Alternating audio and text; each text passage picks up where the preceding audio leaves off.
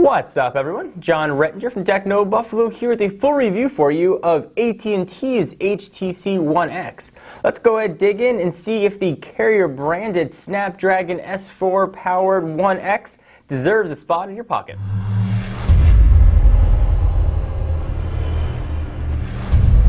Alright, so this guy is going to be available on May 6th. Pre-orders are going on now for $199 with a 2-year contract, or $550 if you want to get it without a contract. Definitely go ahead and check the carrier's website for prices, because that may change by the time you're watching this video. Alright, so this review is going to be broken down into 6 categories. We're going to talk about hardware, software, camera, call quality and data, battery life, and then draw a conclusion. If at any time you want further explanation of anything that I'm saying, be sure to hit the link down below to go to the full written review on technobuffalo.com. Alright, so let's go ahead and talk about hardware and run through the specs of this guy. From a dimension standpoint, it is 5.3 inches by 2.75 inches by 0.36 inches. And it weighs 4.6 ounces. And for those of you that like to keep track of things at home, that is 1 ounce heavier than the international Tegra 3 model. The display is, of course, always measured diagonally. It's 4.7 inches with a resolution of 720 by 1280. That is a super LCD screen. Powering this guy is a 1,800 milliamp hour battery that HTC and AT&T advertise will get you 8.5 hours of talk time. It's being powered by a 1.5 gigahertz Qualcomm Snapdragon S4 dual-core processor. The international version is running Tegra 3, which is quad-core. This version, for LTE compatibility, has the very modern dual-core processor, and we'll talk about that a little bit more as we move forward. RAM, it's got 1 gig. Internal storage is 16 gigs, and it's capped at 16 gigs. There is not a micro SD card to be found on this guy.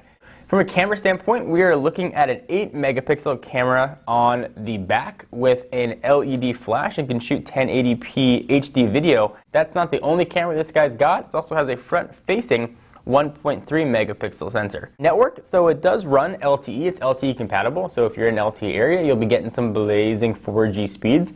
And as is the case with all of AT&T's LTE phones, it falls back on HSPA Plus if you're outside of an LTE area. Bluetooth 4.0 and is available in 2 colors, white and gray. It's also rocking Beats audio technology and includes HTC's image chip and Sense 4.0.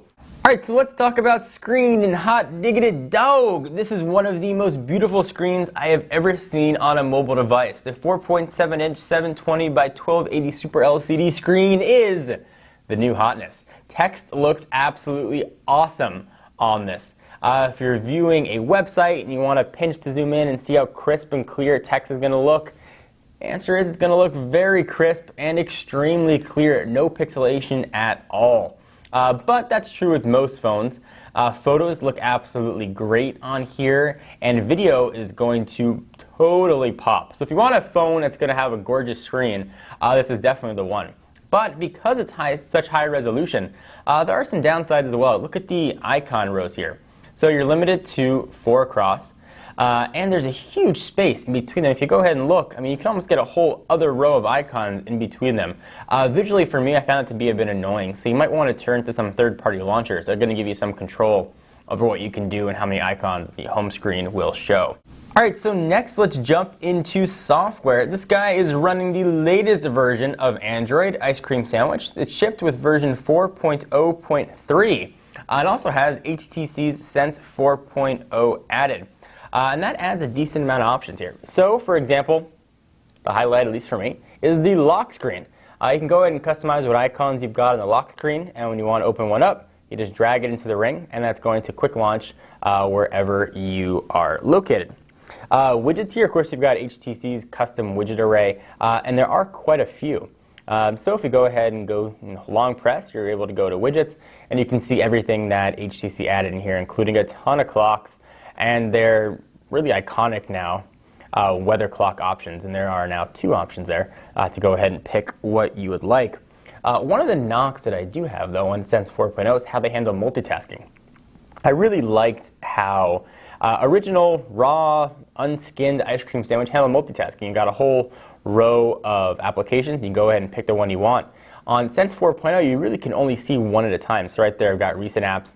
Now I can see that there's one to the left. There we go. So I can see that there's one to the left and one to the right, but I can't really see what they are and they're not labeled. So if I want to go ahead and see what I've got, I got to go ahead and scroll over to go ahead and see that was gallery and that was camera and that's internet. Now to close, it's still the same way that we saw an ice cream sandwich. Go ahead and swipe it right off the screen. And that is always very satisfying and fun, but a little bit of a knock on Sense 4.0. One of the other knocks I have on Sense 4.0 is the keyboard that shipped with this guy. I found it to be absolutely atrocious. Take a look at how crowded that guy is. You've got 4 arrow keys on the bottom taking up precious real estate, and keys that are a little bit too narrow for me. But one of the nice things about Android is if you don't like this keyboard, you don't have to use this keyboard. But if you're the kind of person that's not going to go and download third-party keyboards from Google Play, this is what you're going to have to live with, and it's not very good. Further sort of rounding up what HTC offers here, you've got some customization options as well. If you go into settings and go into personalize, you've got things called skins and scenes, and they can kind of be a bit confusing what the differences are, but it can customize the way your device looks to make it sort of suit your need or what you are, where you are. So if you want to work one, you can have work options. There are a lot of choices, and they sort of just tweak how things look.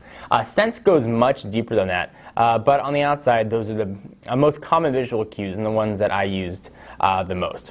Alright, so next let's talk about camera, and camera is something I usually gloss over in my reviews because I'm not that big of a camera guy. The pictures look fine, they look fine. But something that I really want to address here on the One X. This guy can capture pictures in 0.7 seconds and autofocus in 0.2, meaning you can take a ton of pictures and just have to keep the best one. It really became a very impressive feature of the phone. I found myself using the camera more because I knew I was going to get that perfect shot. Image sense adjusts the flash, but it's not always so great in dark light. 1080p video on here looks absolutely great. If you're the kind of shutterbug that really wants a camera that can replace your point and shoot, or at least come close enough to replace your point and shoot, really look no farther than the HTC One X. Alright, so next let's talk about call quality. If it's not going to make good phone calls, it's not going to be much use to you. It's got a pretty strong antenna. I've got the SIM card out of it right now so it doesn't ring when I'm filming this. But I was able to pull down a solid 4 to 5 LTE bars wherever I was in Southern California. Now certainly that's going to depend on where you are and how strong your network is and how many people are on it. But the antenna here was very strong. In my 20 call test, I had no drop calls. Call quality was very good as well. One of the things that I did find that I didn't like about it was it did not have the best background filtering. Todd, for example, made a call from an airport and able to hear just as clearly as you could hear him what was going on in the background.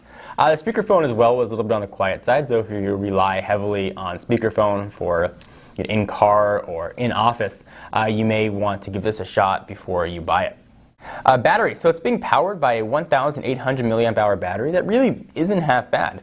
I was able to get 7.5 hours of talk time, which was an hour shorter than what HTC and AT&T advertised. And those were pretty simple tests on 100% full charge, a call a radio station, and leave it on hold and let it go until the phone died. And it was just a little bit past 7.5 hours. However, though, on regular usage and using it for maybe an hour or so of phone calls, pulling into emails, web browsing, and text messaging, I was very easily able to get through a full day with about 30% battery left. So pretty strong battery in here as well. Alright, so I know what you guys want to talk about, benchmarks and performance. How is this guy going to stack up to not only the international Tegra 3 version, but also the other phones in AT&T's pretty extensive phone lineup. This guy is an absolute screamer and handled everything we threw at it with aplomb. Quadrant, 5,055, CF bench 12,517, and these are unmodified ROMs. They're pretty impressive scores. So whether or not you're a heavy gamer or you watch a lot of video, don't be deterred by dual core here. Certainly you think more cores, better performance, and you do get a little bit better performance when it comes to games, but overall this has been the fastest experience that I've had on a mobile phone. I really came away impressed with what Qualcomm has done with the Snapdragon S4. I talked about hardware, software, camera, call quality, and battery life.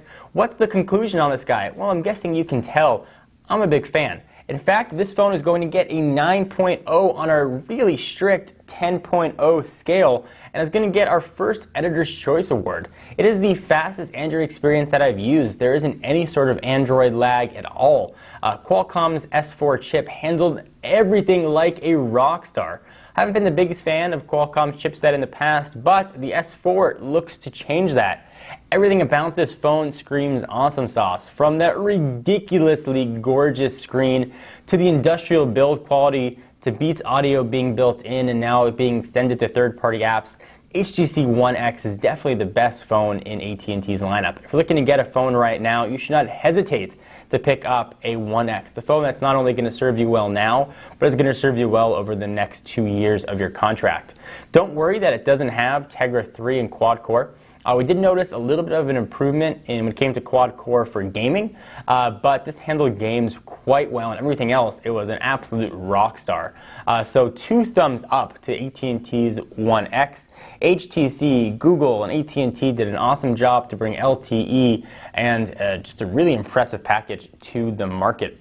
So again, this is going to get a 9.0 and an editor's choice on the very strict Techno Buffalo grading scale. If you guys want a more thorough explanation of anything I talked about, hit the link down below for the written review. Do you agree, disagree with my review of the HTC One X? I'm John Rettinger from Techno Buffalo, and I'll see you guys in the next video. Bye-bye.